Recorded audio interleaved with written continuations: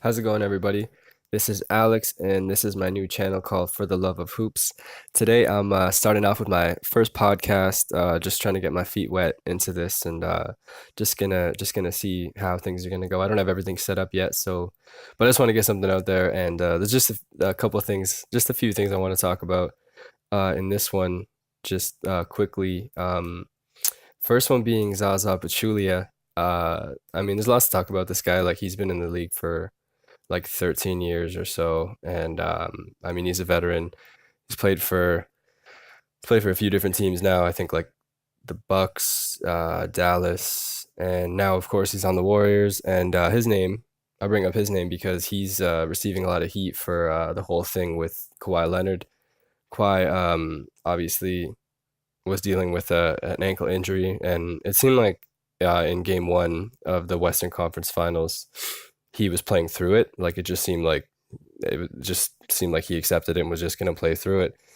And obviously, you already know, you probably already know, Zaza was defending him out on the perimeter, and Zaza being a center and Kawhi being a small forward, people kind of already saw this as a little weird, but he was kind of closing him out in the corner for a three, and he got really close. He obviously had his hands up, but he got really close, and it looked like, or at least a lot of people thought that it looked like he slid his foot under his bad ankle on purpose.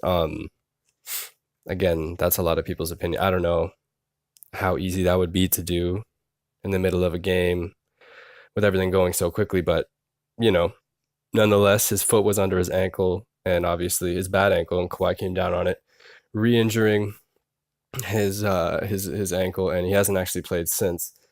So the reason I want to talk about Zaza today is because like he has a bit of a history. I mean, Greg Popovich, after that game, he talked about how Zaza has a bit of a history with being dirty. And I mean, yeah, I've checked out some videos on YouTube of him like, tripping up people, uh, or like, he slapped people in the face, and he slapped a player in the face in the game. And obviously the whole thing earlier this season with Russell Westbrook, probably the most popular, at least the most um, recent dirty play that Zaza did, uh, other than this one with Kawhi. But so Greg Popovich shared his thoughts on how, he thought that he might have done it on purpose, or that at least that thought should be considered because Zaza has a history, in Greg Popovich's opinion. I would agree with that. I think a lot of people would probably agree that he has a history. I think like if you look it up on YouTube, you could find compilations of him just kind of doing tiny little things that people would consider dirty. So anyway, this stuff happens in the NBA. There are players that are dirty. There's players that aren't dirty.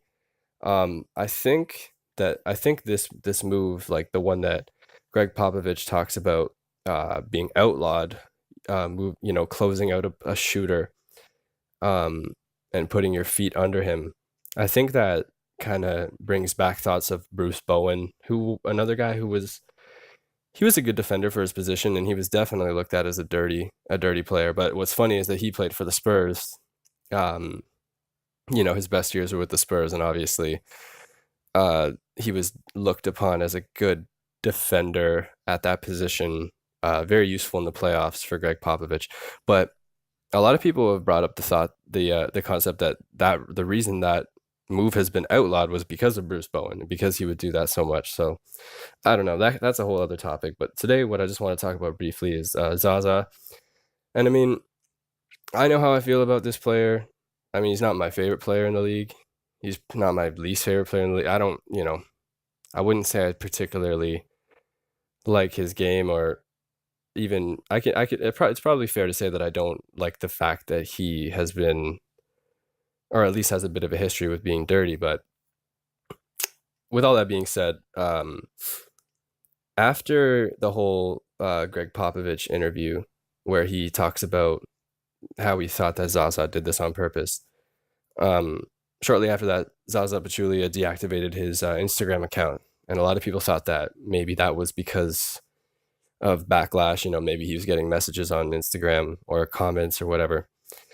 And a few days later, actually, just I think this was published yesterday. or 2 days ago, sorry, on the 21st, article on NESN.com that his family and himself have been receiving death threats. So I think that's probably why he deactivated his Instagram, at least for the time being. But I just want to talk about this quickly because I know, I'm a huge basketball fan, particularly, like, definitely more above any other sport, a huge NBA fan. And I mean, I understand what it's like to get angry about stuff that happens in games. I think what people mostly get angry about, or at least nowadays, the narrative is when, a free agent, like a superstar free agent, will leave his team that he was considered or should have been considered to be loyal to by the fans or the management. Obviously, this goes without saying, like LeBron leaving Cleveland to Miami, uh, and just most recently, Kevin Durant going to the Golden State Warriors.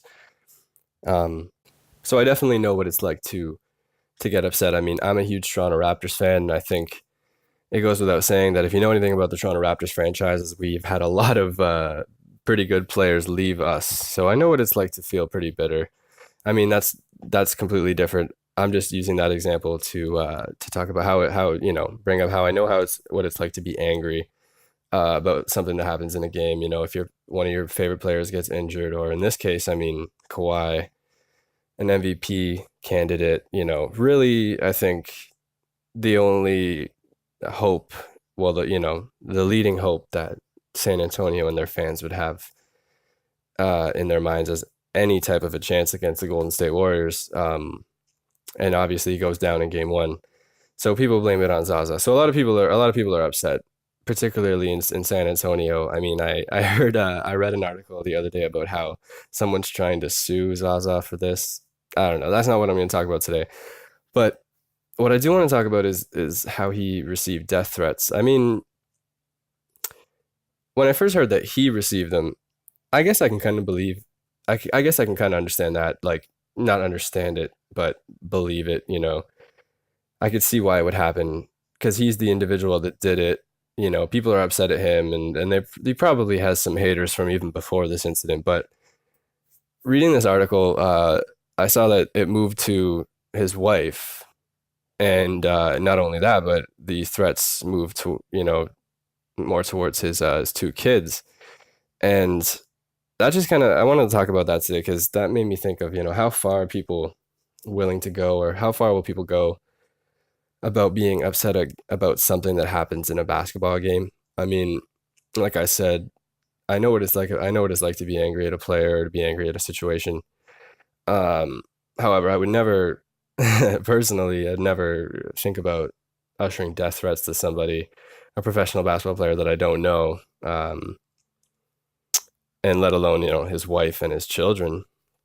But so anyway, this happened. This already happened, and I think Zaza might think that it has to do with Greg Popovich's post game interview after the game where Kawhi was injured, where he mentioned the word manslaughter, and he mentioned how Zaza might have had bad intentions. So maybe I think he might think that fans might have taken that as like a go ahead, or maybe a bit of motivation to go, yeah, he is a bad guy. Maybe he did mean to do this on purpose. Maybe he deserves some sort of death threats.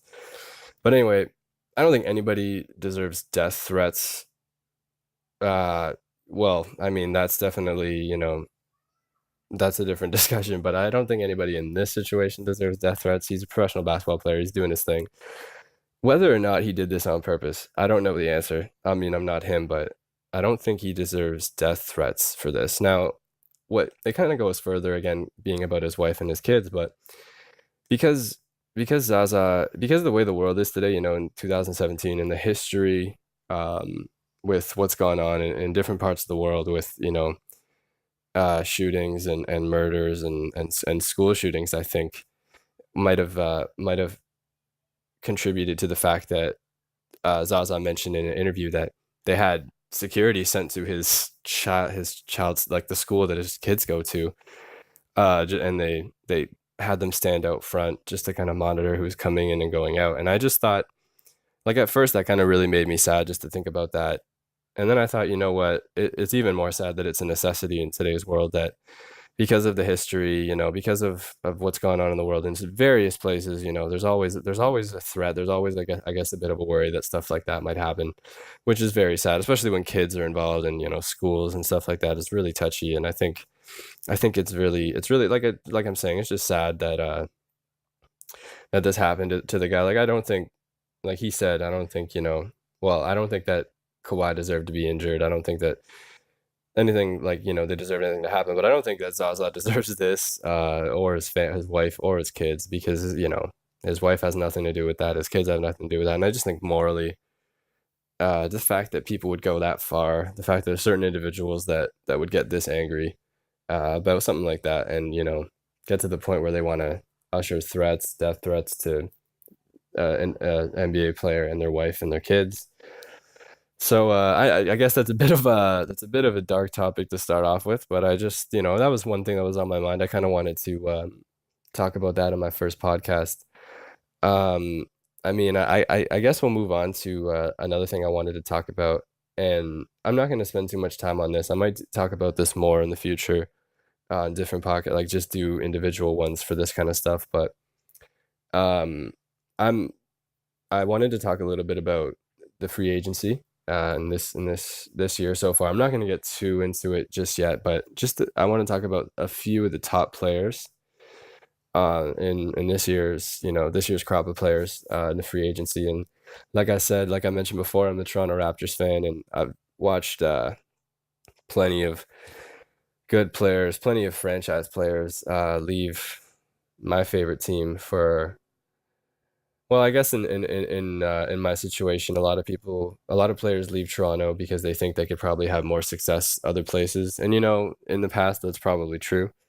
But right now, Toronto at least is faced with a situation with Kyle Lowry. He's moving into unrestricted free agency.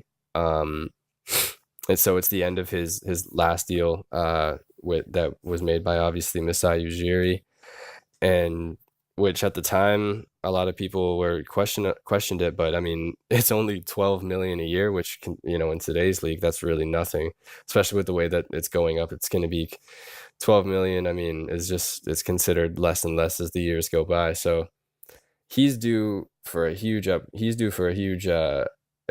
and I as a Raptors fan wouldn't want to see him leave. So, but I mean, he's not even the top player in this free agent crop. But that's just an example. I mean, I could understand that there's a lot of other people out there that wouldn't want to see their franchise players leave. So I guess we'll start off with just quickly. It's an interesting situation, obviously, with Golden State having Kevin Durant under a player option for his second year there, and Stephen Curry at the end of his deal, and now he's completely unrestricted, which is interesting.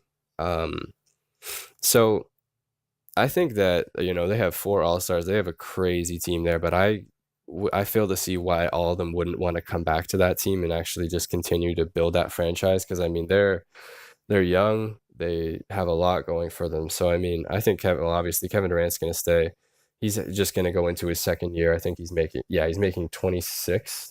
I think he's on a 26 per year, 26 million per year deal right now. And well, Stephen Curry, now he moves into unrestricted free agency at a pretty good time, because I know like last year with the whole CBA, the new thing with that, like he was drafted by the Golden State Warriors and he's a superstar. So I mean, he's due for like a huge upgrade. I mean, he's only making 12 million a year with what, and like I said about Kyle Lowry, like that's not too much, especially for Stephen Curry, and him and Kyle Lowry are not on the same level whatsoever. So I mean, 12 million a year for arguably the best player in the league, definitely one of the best players in the whole league, two-time MVP, making 12 mil is pretty crazy. So I definitely think they're gonna offer him everything he wants and more, because why wouldn't you bring back the two-time MVP? Why wouldn't you want to continue with this franchise? So he's probably gonna make a ton of money, upwards of like 200 million on this super max contract coming up. Moving down the list, I think about Gordon Hayward and Blake Griffin. I don't really know who I would rather want at this point. I mean, Blake Griffin is established as a superstar, but he has a lot of injuries. He's a big guy, who has definitely a lot of injuries, and they seem to come at such bad times. Gordon Hayward has emerged as one of the best small forwards in the league, and he definitely has potential to get better. He's pretty young. I mean, he's really good, and right now he's making 16 million a year, and he's got a player option on Utah, and I imagine that they're gonna give him everything he wants and more to come back. And I guess we'll see, because Utah's another team where they're in a bit of they're in the process of building what they can make into a dynasty, and so I guess it would depend on whether he wants to continue with that or find success somewhere else. Which again is on him. So I guess I have to wait and see. Blake Griffin is he's a really well liked player. I mean, he's a good guy. He in LA, he's been there. He was drafted there, so he's on a player option right now for this year. And again, being a superstar, being drafted by LA, he can, when it comes time, I'm sure he's gonna really cash in. And he's making 20 million a year right now.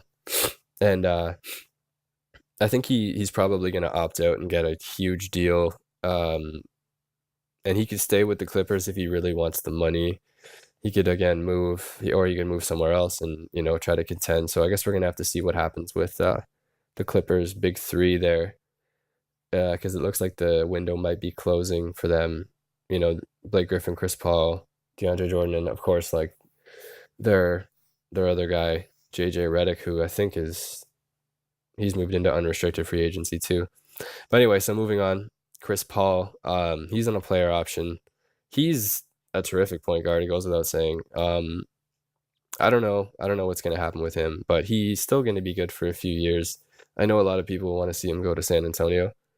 I think that would be unreal. Him and Greg Popovich, like two great basketball minds, two very, very smart people.